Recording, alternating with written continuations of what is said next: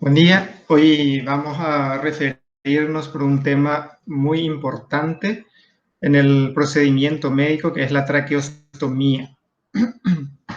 Este procedimiento es muy utilizado en nuestros días para mantener la vía aérea permeable en situaciones en las cuales es imposible realizarlo por otra manera, las cuales pueden presentarse por una situación de urgencia o en una situación electiva, la cual depende de la situación en la cual se encuentra.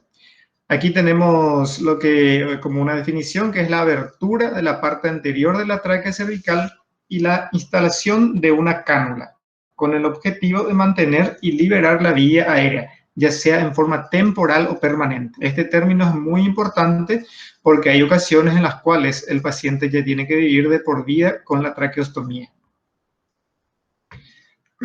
Yendo un poco de historia, tenemos que desde la antigüedad misma ya los médicos habían recurrido a esta técnica para poder mantener libre la vía aérea y por ende salvar la vida del paciente. A través de los años fue evolucionando en cuanto a la técnica de instalación, a las indicaciones, a los materiales utilizados. Así llegamos que hasta hace más o menos 30 años atrás ya se instaló como método realizar la traqueostomía también por una vía percutánea, no solo la incisional. ¿Qué pasa con la anatomía quirúrgica? Tenemos que conocer, evidentemente, por lo menos las medidas de la tráquea. Tenemos que saber que mide aproximadamente entre 11 a 12 centímetros y que el diámetro en el adulto es de alrededor de 16 milímetros. Esto es muy, muy importante para que podamos dimensionar y localizar el sitio en el cual se encuentra. El lugar donde nosotros vamos a acceder es a nivel de la tráquea cervical. Esto es muy importante tenerlo en cuenta, que mucho más abajo está la carina. Entonces, tenemos que tenerlo presente para poder tenerlo en el ojo, el tamaño, y poder poder realizar el procedimiento en el lugar preciso. ¿Cuál es la irrigación arterial de la tráquea? Tenemos que tener que su porción cervical es irrigada por las arterias tiroideas y la porción torácica por las ramas de las torácicas internas. Es muy importante tener en cuenta los planos superficiales, porque en los casos en los cuales hay circulación colateral importante, entonces esto tenemos que tener cuidado técnicamente al realizar para no producir ninguna lesión. ¿Qué pasa con el vago y su relación con la tráquea? Esto sí que es extremadamente importante, que nunca lo olvidemos, y sobre todo los que van a hacer intervencionismo en algún momento dado, que el recurrente que se desprende del neumogástrico, en el lado derecho lo realiza por debajo de la subclavia y en el lado izquierdo por debajo del callado aórtico, y suben para arriba por el surco tráqueo-esofágico y llegan sobre todo a inervar las cuerdas vocales. Por ende, la importancia de tenerla en cuenta y de no lesionar esta estructura en el momento de realizar la traqueostomía. Por lo tanto, siempre debemos tenerlos en cuenta y, si es posible, identificarlo. ¿Qué también tenemos que tener en cuenta, que es muy importante? Los lóbulos istmo de la tiroides, el paquete vasculonervioso del cuello, la arteria tiroide inferior, los nervios laríngeos recurrentes, los ganglios linfáticos. ¿Qué pasa con el lóbulo istmo de la tiroides? Esta es la primera dificultad que vamos a encontrar, sobre todo cuando está un poco agrandada la tiroides. Entonces, vamos a tener que hacer alguna acción sobre la misma. Generalmente se puede replegar la tiroides si no es muy importante, pero en la mayoría de los casos, para que tengamos una acción más segura y evitar las complicaciones de sangrado, sobre todo, se debe seccionar el istmo tiroides. Vamos a ver más adelante cuál es la técnica específica para eso. Es fundamental, aunque está un poco más alejado, el paquete vasculonervioso del cuello. Tenemos que tenerlo presente. Se imagina que si se produce alguna lesión de esto es bastante severo. Está la arteria tiroidea inferior, que es una rama muy importante de las tiroides, la cual pasa se desprende de la carótida está ahí muy cerca del área de trabajo. Y tenemos que tener en cuenta que es la arteria, una de las arterias principales que sirven de irrigación al tiroides, que si lesionamos probablemente vamos a afectar severamente el lóbulo tiroideo de ese lado. Los laringeos recurrentes que ya hemos mencionado y por supuesto la presencia o ausencia de ganglios linfáticos. Es muy importante que lo tengamos en cuenta siempre.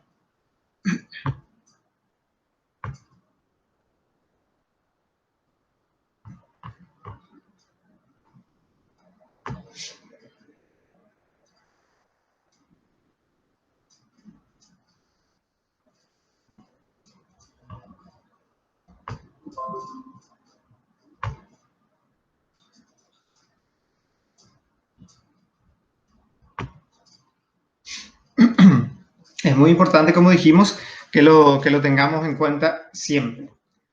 Bueno, ¿cómo vamos? Es importante también que hablemos un poco de la fisiología respiratoria,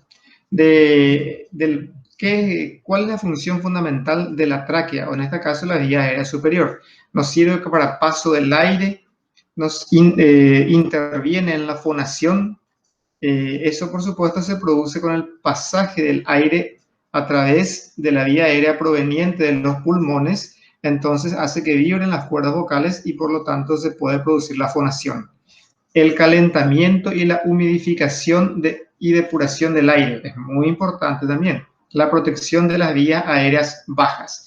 ¿Eso qué significa? Que el aire no penetre directamente a los pulmones, no a los alvéolos, sino que pase a través de ese tubo traqueal de manera que sufran todos estos procesos para que pueda llegar en óptimas condiciones a los pulmones. ¿Cuáles son las indicaciones de la traqueostomía? Esto tenemos que detenernos específicamente a tratar este tema.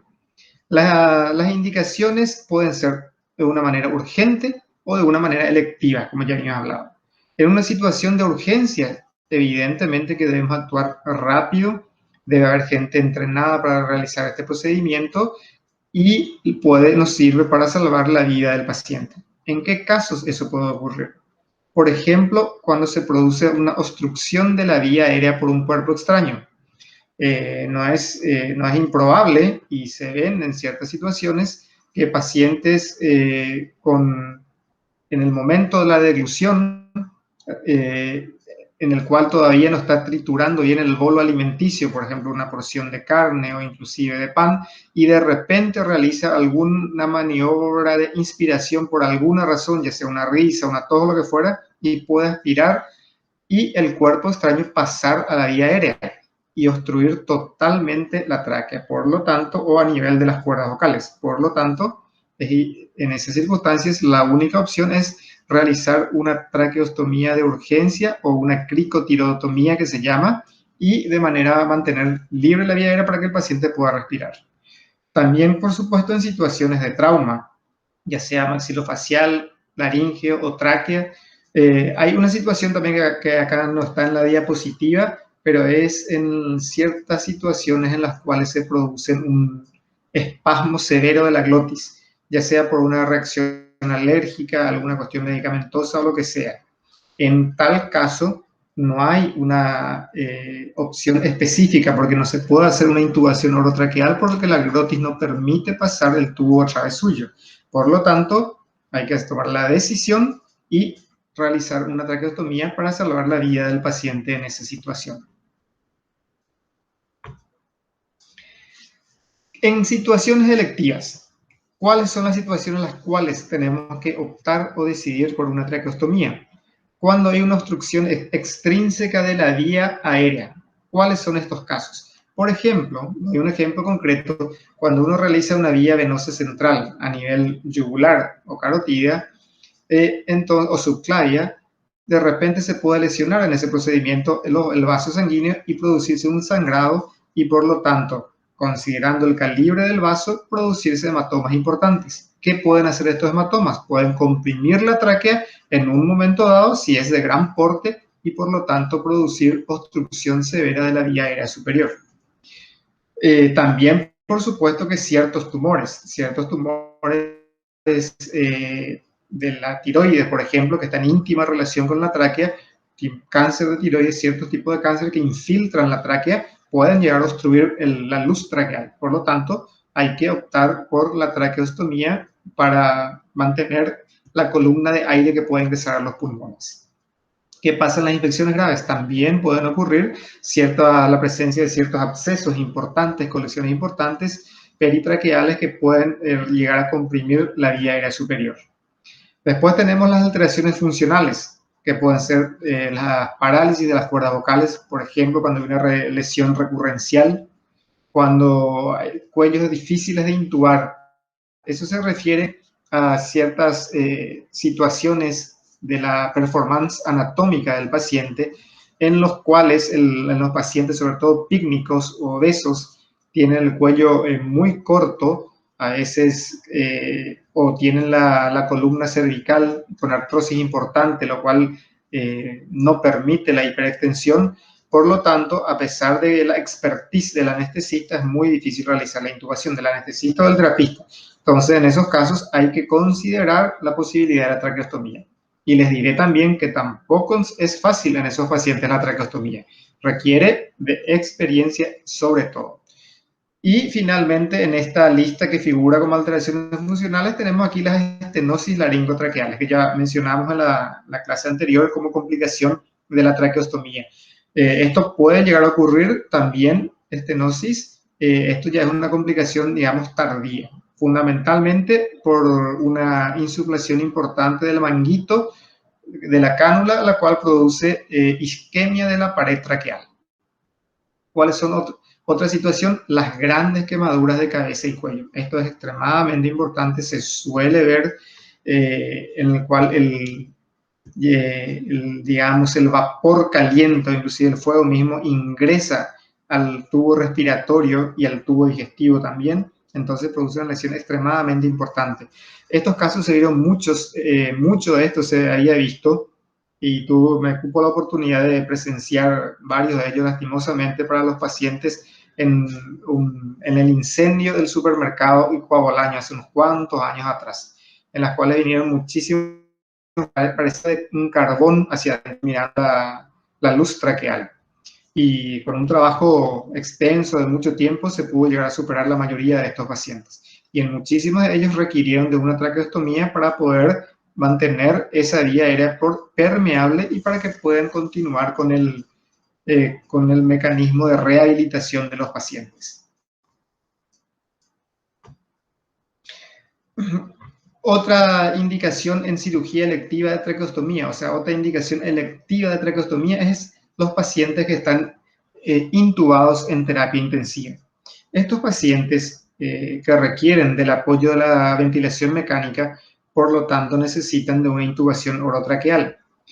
Esa intubación orotraqueal, nuevamente, si bien es fundamental para mantener vivo al paciente, para mantenerlo respirado y así poder superar el proceso patológico grave, lo cual lo trasladó a la terapia intensiva, pero también puede tener sus complicaciones. Hay situaciones en las cuales, como ya habíamos hablado también, el hecho de mantener la cánula orotraqueal en la tráquea puede llevar también a estenosis de la misma, que tiene una fisiopatología establecida, que es generalmente también por la insuflación importante del manguito, la cual produce isquemia de la pared traqueal. También puede ser por mantenimiento en forma muy prolongada de estos tubos orotraqueales, también por el proceso de intubación que fue realizado en forma un poco cruenta, pues, ya sea por la urgencia del caso o por otras situaciones, en fin, una serie de situaciones que traen como consecuencia la estenosis traqueal. Por ende, tenemos que tener en cuenta que un paciente que está intubado con el sistema orotraqueal, después de la semana, si no hay perspectivas de que el paciente pueda superar esa situación en un tiempo próximo, hay que empezar a considerar ya la realización de una traqueostomía para tratar de minimizar esos efectos. Hay otras situaciones en las cuales el paciente está en condiciones de despertarse, del cerebro de estar vigil, pero no puede manejar las secreciones. Eso sobre todo ocurre generalmente en pacientes con accidentes cerebrovasculares. Entonces, en estos casos, también es importante la instalación de una traqueostomía, de manera que con el apoyo de la traqueostomía se pueda manejar bien las secreciones y el paciente pueda despertar y salir de la terapia intensiva. ¿Cuál es la técnica? Como habíamos dicho, desde la antigüedad se usó alguna cánula para instalar dentro de la tráquea para mantener la respiración del paciente. Entonces, a través de los años fueron cambiando, fueron mejorando las técnicas, los equipos, la industria produjo cada vez más cánulas de mejor calidad, hasta llegar hasta hace un buen tiempo que ya se creó, se fabricó un sistema percutáneo para la instalación, el cual es como una cirugía mínimamente invasiva, es menos invasiva y también tiene sus indicaciones para lo cual. ¿Cuál es el equipo necesario para una traqueostomía? Evidentemente, debemos disponer de los materiales adecuados, ya sea el equipo propiamente dicho de la cánula de traqueostomía, debemos tener los equipos de cirugía menor, debemos tener los demás insumos. Por supuesto que si no tenemos ninguno de esos materiales no vamos a poder realizarlo. Y fundamentalmente el equipo quirúrgico, que categóricamente sin el equipo quirúrgico es imposible realizar el procedimiento. Y no basta con decir equipo quirúrgico, debe ser equipo quirúrgico entrenado. Si en este procedimiento lo realizan nobles cirujanos, inclusive los que están en etapa de formación, ya comienzan a realizar este procedimiento, no obstante, requiere una curva de aprendizaje. ¿Cuáles son los materiales específicos? Tenemos acá una lista de todos los materiales que debemos utilizar, que nos hacen falta para realizar esta traqueostomía. Ninguno de estos nos deben faltar. Partiendo de los equipos de cirugía menor, de los hilos, de los insumos y por supuesto de una cánula de traqueostomía. O sea, lo ideal es tener varias medidas, los cuales están establecidos en French de las cánulas de traqueostomía. ¿Por qué esto es lo ideal? Porque recién una vez abierto la tráquea podemos dimensionar efectivamente el calibre de la misma y por ende poder elegir el tubo o la cánula más adecuada al paciente. Porque esa cánula no tiene que ser ni muy gruesa, de manera que no pueda entrar muy forzada a la luz traqueal, ni tampoco muy fina, de manera que baile dentro de la tráquea. Cualquiera de estos dos extremos produce lesión de la tráquea que en unos días puede llegar a producir esas secuelas que habíamos mencionado anteriormente. Y por supuesto, debemos tener esto, que es determinante para mantener con vida al paciente mientras realizamos el procedimiento. Por lo tanto, el mejor sitio para realizar una traqueostomía es en quirófano, sobre todo las electivas. Aquí tenemos una vista de la cánula de traqueostomía. Esta es una muy buena cánula. Hay varios tipos de cánula que varían en precio y calidad en el mercado.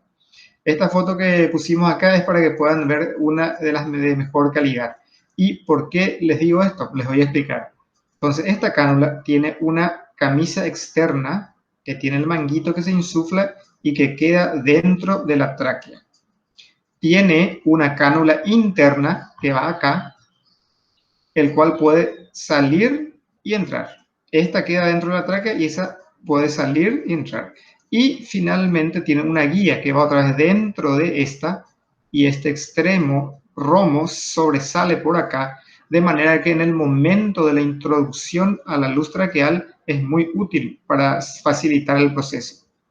Después tenemos ya las demás. Esto es una tapa para hacer un sistema fonatorio. Tenemos la cinta para fijar compañía. Entonces, ¿por qué es muy útil este tipo de cánula?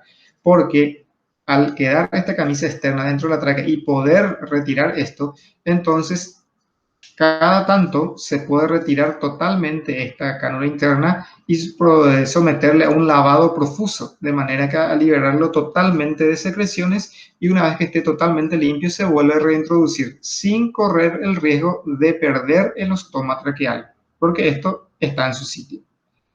En los tipos de cánula en el cual no tienen este sistema, que es una sola tubuladura que entra dentro de la tráquea, no se puede retirar. Entonces la limpieza se debe realizar solamente en el interior, dentro. Y entonces muchas veces no se puede liberar totalmente de las secreciones. Aquí tenemos una imagen del cuello en el cual podemos ver dónde tenemos que realizar la incisión. Tenemos una vista de la tráquea y tenemos una vista del cuello. Generalmente se realiza a 2 traveses de dedo por encima de la escotadura external. Es el sitio ideal para realizar la traqueostomía. Acá tenemos los anillos traqueales.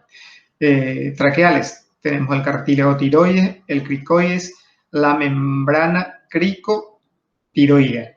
Este es el sitio en el cual se debe hacer la cricotirotomía.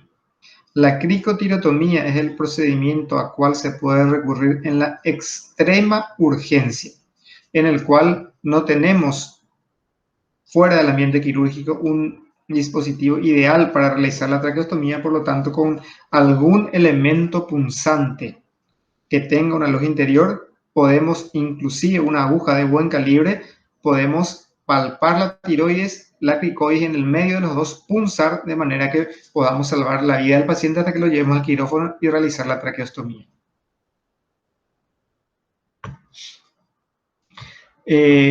Aquí vamos a entrar a describir un poco la técnica. La cabeza del paciente tiene que estar en hiperextensión.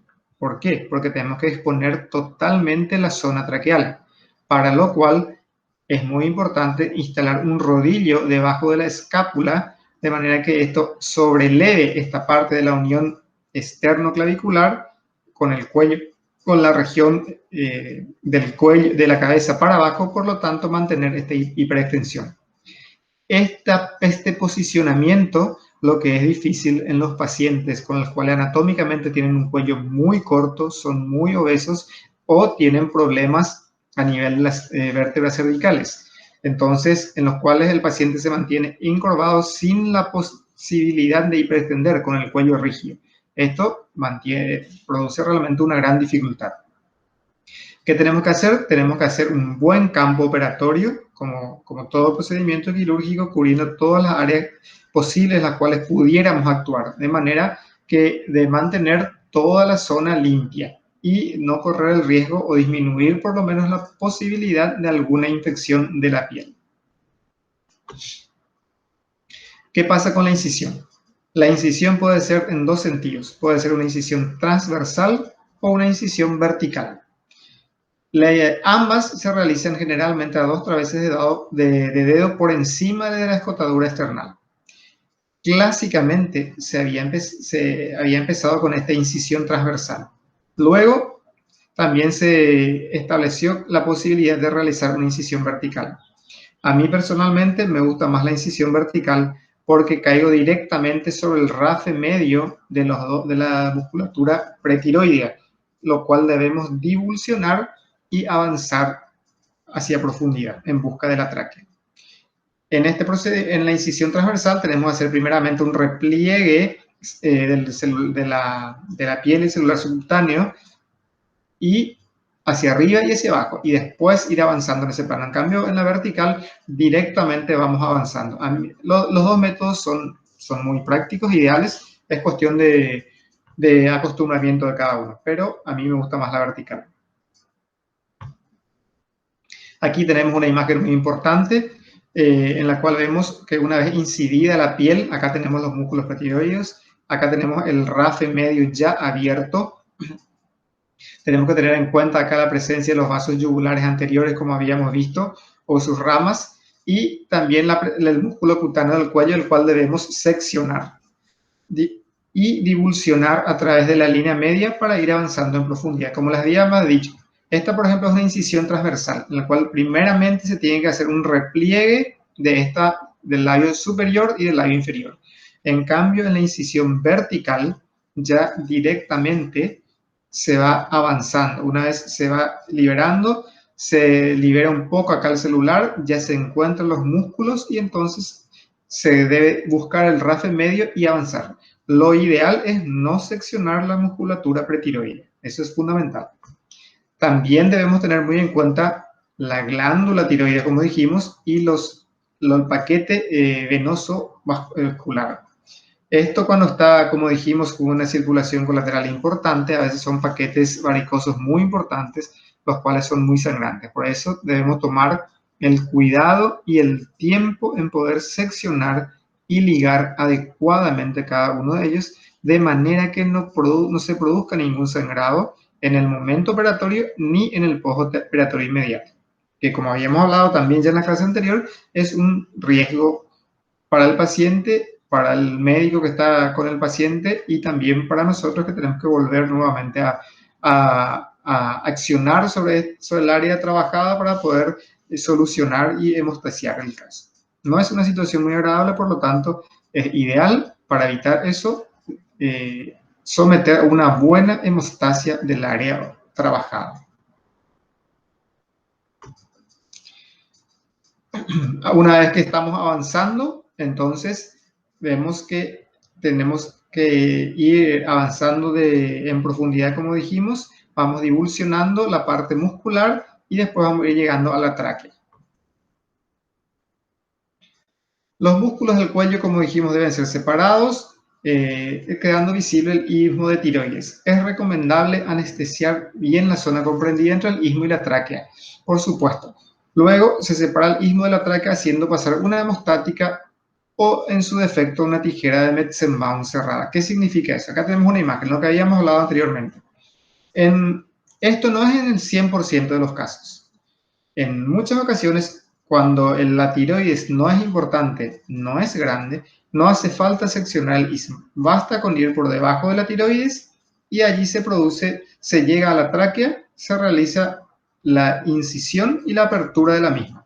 Ahora bien, cuando la tiroides es un poco grande o el istmo está un poco bajo, entonces es preferible aislar el istmo tiroideo, seccionarlo y ligarlo. O sea, primeramente se liga y luego se secciona, de manera que queden separados uno a otro lado en los lóbulos tiroides y no corra riesgo de lesión y posteriormente sangrado del mismo, lo cual también suele ser en ciertas ocasiones muy profusa y requiere tiempo para hemostasiarlo.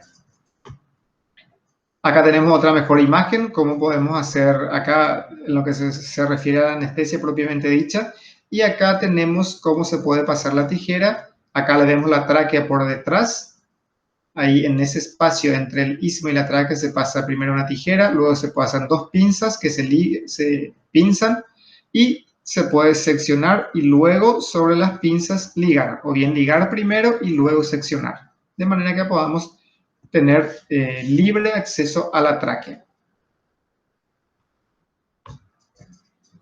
Acá tenemos ya hecho ese procedimiento, es una imagen bien característica en la cual podemos divisar cómo realmente quedan los dos extremos del istmo ligado, por lo tanto se retira a uno u otro lado y ahí tenemos acceso a la tráquea. Es muy importante realizar también una buena ligadura del istmo en sus dos extremos para evitar que se produzcan los sangrados. Ahí entonces llegamos, una vez hecho todos esos pasos, llegamos a la tráquea. Una vez que lleguemos a la tráquea, debemos identificar el cartílago cricoides y comenzar a contar los anillos traqueales de ahí para abajo. Idealmente hay que realizar la traqueostomía entre los cartílagos segundo, tercero a cuarto, porque cuanto más bajo se realiza, te dejamos menos tráquea sana. ¿En qué consiste eso? Que si por alguna situación la presencia de la traqueostomía produce una complicación, ya sea por la formación de granulomas, estenosis o lo que fuera en la tráquea, entonces hay que realizar una cirugía resectiva a ese nivel para poder reconstruir la zona y que la tráquea pueda funcionar correctamente. Por ende, si la traqueostomía lo realizamos muy baja, ya nos va a quedar poca cantidad de tráquea para poder realizar la cirugía. Por lo tanto, hay que tratar de realizarla lo más alto posible. Aquí tenemos la imagen de la tráquea abierta. Es muy importante que pongamos dos puntos de reparo en la tráquea como primera medida. Eso ¿Para qué nos sirve? Es primeramente para exponer mejor la tráquea para arriba con ayuda de los ayudantes que van a estirar estos hilos y por lo tanto realizar correctamente la incisión. En segundo lugar, y más importante todavía, que estos hilos quedan en la tráquea del paciente de manera que, y se exterioricen por la herida operatoria, de manera que si por alguna causa sale accidentalmente la cánula traqueal, de la luz traqueal, se tienen estos dos reparos, los cuales se pueden tomarlos, estirarlos y ahí se tiene a la vista el ostoma traqueal y se puede volver a reintroducir una nueva cánula o la misma cánula traqueal sin inconvenientes. Si esto no tuviéramos estos reparos, al salir la cánula se perdería la localización porque los planos se interpondrían unos sobre otros, entonces no podríamos acceder tan fácilmente y podríamos correr serios riesgos con la vida del paciente. Tienen que tener en cuenta así que si llega a ocurrir la decanulación del paciente, hay que actuar muy rápido. Acá está una imagen en la cual se produjo la apertura de la tráquea. Esto según esta imagen se produce una resección del anillo del cartílago traqueal. Realmente hoy día ya no hacemos esta resección del cartílago traqueal, hacemos fundamentalmente una sección intercartilaginosa. O sea, en la parte membranosa entre ambos cartílagos realizamos una sección para introducir la cánula. En algunas ocasiones también se puede recurrir todavía a esta, no es tampoco desechable, pero en la generalidad de los casos hacemos una sección intercartilaginosa. Aquí vemos nuevamente la imagen, cómo queda, los reparos perfectamente dispuestos.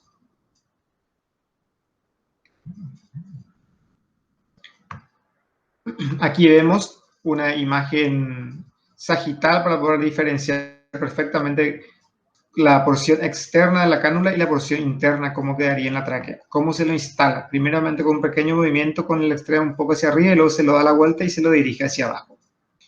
Este hecho, el momento mismo de instalar la cánula de traqueostomía, debe ser un proceso coordinado con el anestesista. Por eso les había dicho que requiere de un equipo de trabajo y sobre todo de gente experiente y que requiere una curva de aprendizaje.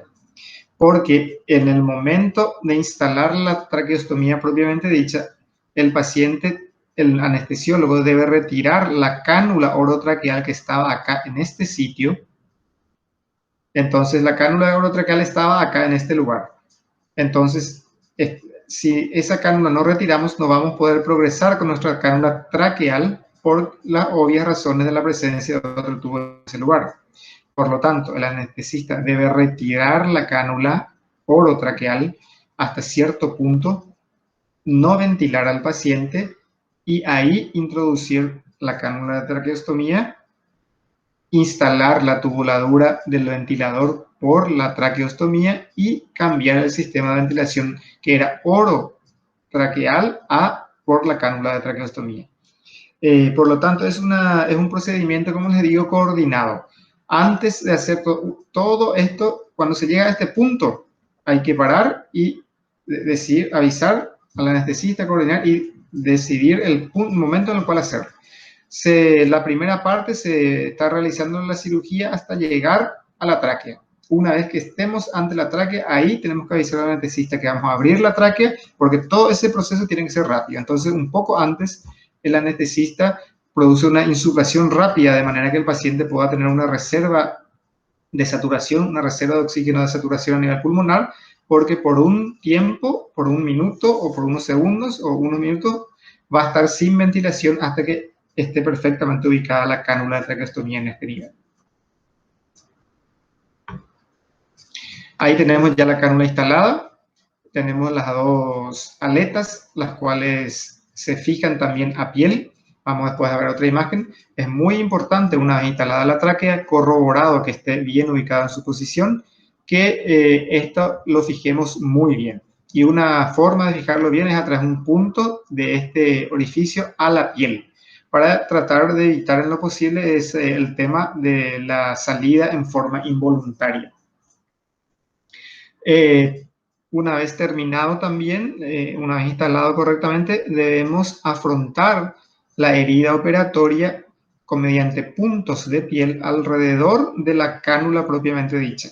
De manera que quede bien justo la piel alrededor de la cánula, que no quede una porción abierta de tejido celular subcutáneo. Y después realizamos la fijación a piel, como dijimos. ¿Cuáles son las complicaciones probables? Tenemos complicaciones intraoperatorias, como habíamos mencionado ya en varias ocasiones, dependiendo de la localización de la tráquea, la hipertrofia de la glándula tiroides que habíamos comentado, las hemorragias, en raras ocasiones, pero puede producir un neumotórax o neumomediastino cuando se produce lesión de la pleura. Puede inclusive ocurrir situaciones de arritmias cardíacas. Todo esto, por eso, todo este procedimiento lo debemos realizar en quirófano, cuando es una traqueostomía electiva, con el paciente bien monitorizado y con el control y la ayuda del anestesista. ¿Cuáles son las posoperatorias? Puede haber un enfisema subcutáneo, eso es si es que hay una lesión, un enfisema mediastinal. Puede haber hemorragia, como habíamos dicho, infecciones de la herida operatoria, puede haber necrosis si de repente se produce la ligadura de algún vaso importante, lesión de cuerdas vocales también puede ocurrir en el proceso de retiro y retirada del tubo orotraqueal. Puede haber estenosis como complicación tardía, puede haber fístulas, por ejemplo, en esos grandes quemados en las cuales la tráquea, las paredes traqueales están bastante afectas, la presencia del CAF mismo al extremo de la cánula puede horadar la pared traqueal y abrirse paso al esófago, por ejemplo, produciendo una fístula traqueoesofágica que es de difícil resolución. Y algo mucho más grave, que ya habíamos comentado anteriormente, que son las fístulas vasculares. Por ejemplo, la tráqueo-brachiocefálica, que recuerdan que es muy grave, un sangrado tardío que puede ocurrir y puede peligrar la vida del paciente. Aquí tenemos, bueno, ahora vamos a referirnos a lo que es el sistema percutáneo de instalación de la traqueostomía, que es un poco diferente del sistema abierto. El sistema percutáneo, digamos, es un poco menos invasivo,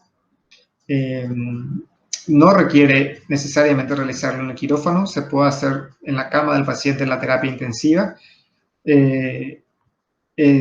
pero sí idealmente debe tener el apoyo del fibrobroncoscopista, de manera que pueda observar por adentro la luz traqueal y pueda guiarnos el procedimiento. También se puede realizar sin esta ayuda, pero idealmente se debe realizar con esto para que sea mucho más óptimo nuestro procedimiento. También otra dificultad que existe es que esto es un kit que tiene también un costo importante, que no está muy accesible para todo paciente, sobre todo en medio hospitalario. ¿Cuáles son las contraindicaciones absolutas? Una vida aérea de emergencia. ¿Esto qué significa? Realizar una traqueostomía de urgencia, en la cual corre serio riesgo la vida del paciente, en la cual tenemos que de alguna manera instalar un tubo en la tráquea para que pueda respirar el paciente. Este no es el momento más propicio para realizar este método de traqueostomía. Relativas son una contraindicación relativas, puede ser un bocio importante. ¿Por qué? Porque ocupa toda la región anterior inclusive de la tráquea, por lo tanto, si uno atraviesa directamente la tiroides puede producir lesiones, sangrados, por lo tanto no es ideal. Las calcificaciones, los anillos calcificados también, evidentemente porque ustedes saben que cuando está calcificada una parte del organismo, algo duro, pétreo, imposible de pasar, por lo tanto, probablemente va a ser imposible realizarlo con este método. Y condiciones generales como las coagulopatías, por supuesto que ningún acto quirúrgico puede ser realizado en estas circunstancias.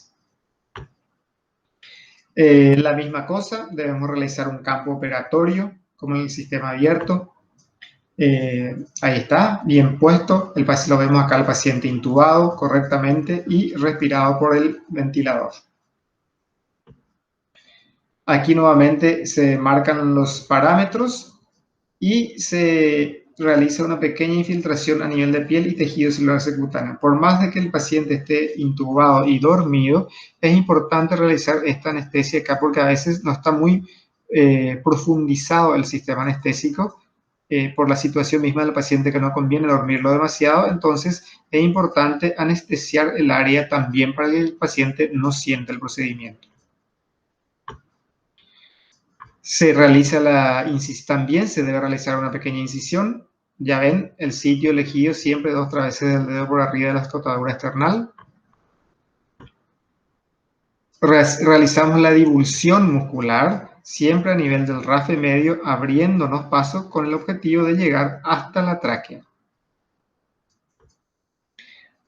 Una vez que llegamos hasta la tráquea instrumentalmente, podemos introducir el dedo para poder sentirlo digitalmente, que siempre lo vamos a percibir mucho mejor si lo tocamos con el borde del dedo. Vamos a identificar perfectamente la tráquea y a ese nivel, y ahí ya vamos a poder decidir si es factible realizar la traqueostomía por este método o no. Ahí tenemos nuevamente la imagen. Aquí ya tenemos la imagen de la broncoscopía. Se dan cuenta lo importante que es este método. Aquí vemos la incisión, pequeña incisión a nivel de piel. Aquí vemos el tubo orotraqueal y ese cañito negro que ven dentro del tubo orotraqueal es el fibrobroncoscopio. Y esta es la imagen que nos presenta. Y aquí, no sé si pueden ver, se ve una pequeña luz que es la luz del fibrobroncoscopio. Ahí lo podemos apreciar mejor la luz. Eso que habíamos visto que ingresaba por la cánula orotraqueal. Vemos que el extremo está acá y entonces nos guía perfectamente porque nos alumbra la tráquea desde adentro. Ahora vamos a comenzar el proceso de la introducción. ¿Qué tenemos que hacer? Se utiliza un método que se llama el método de Seldinger. ¿Qué significa eso? Que se introduce una guía y a través del cual se introduce varios tipos de dilatadores hasta poder llegar a introducir la cánula propiamente de traqueostomía.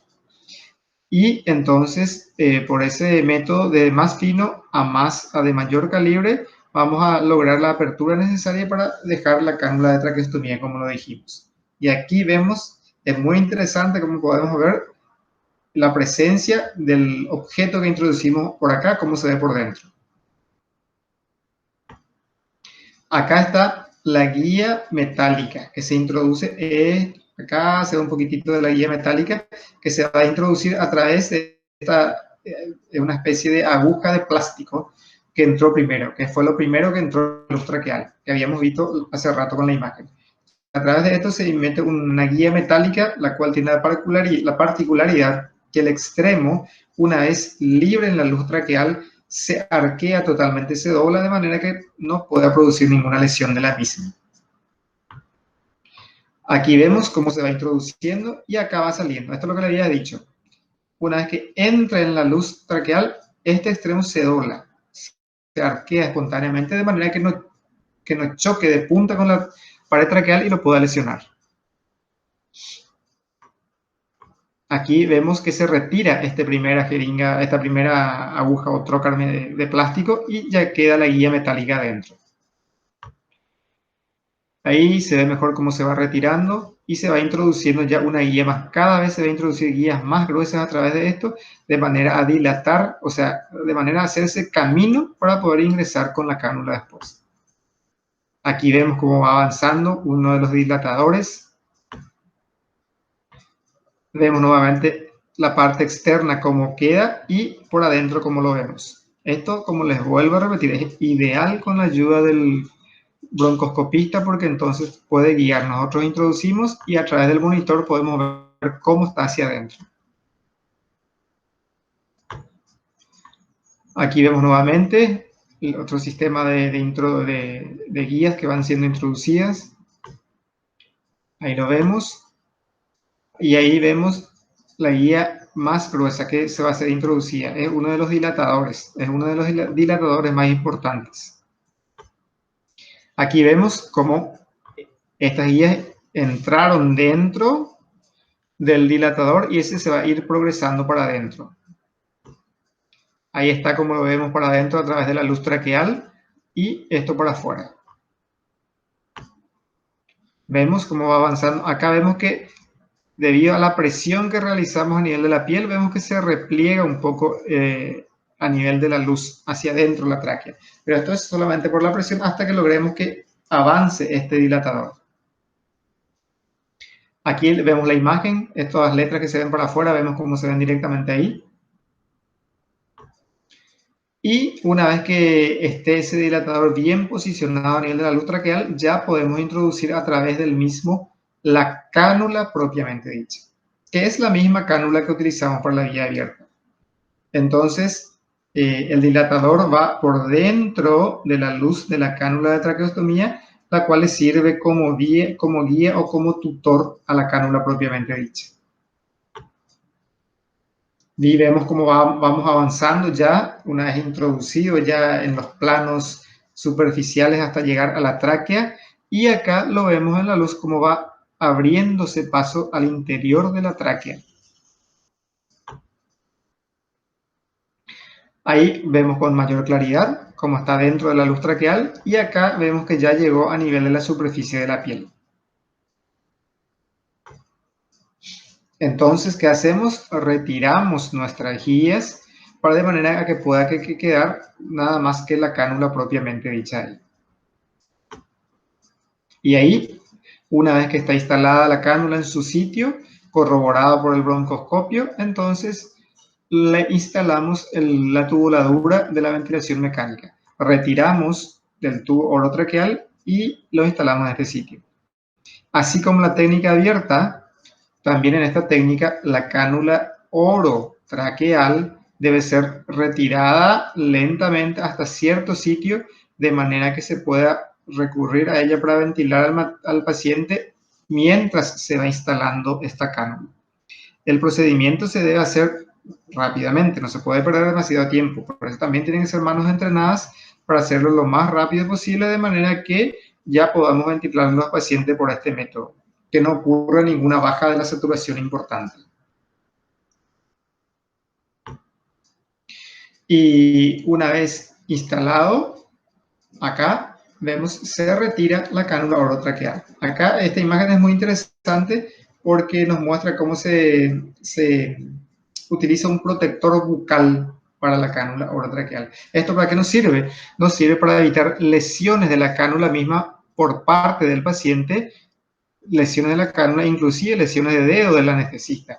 Porque en el proceso de la anestesia general a veces el paciente presenta ciertos trismus, no está bien relajado todavía y a veces una contractura de los maceteros hace que se produzca muerda esto y puede lesionar severamente esta cánula y también la mano del que realiza el procedimiento. Por eso es muy útil este soporte o este protector bucal.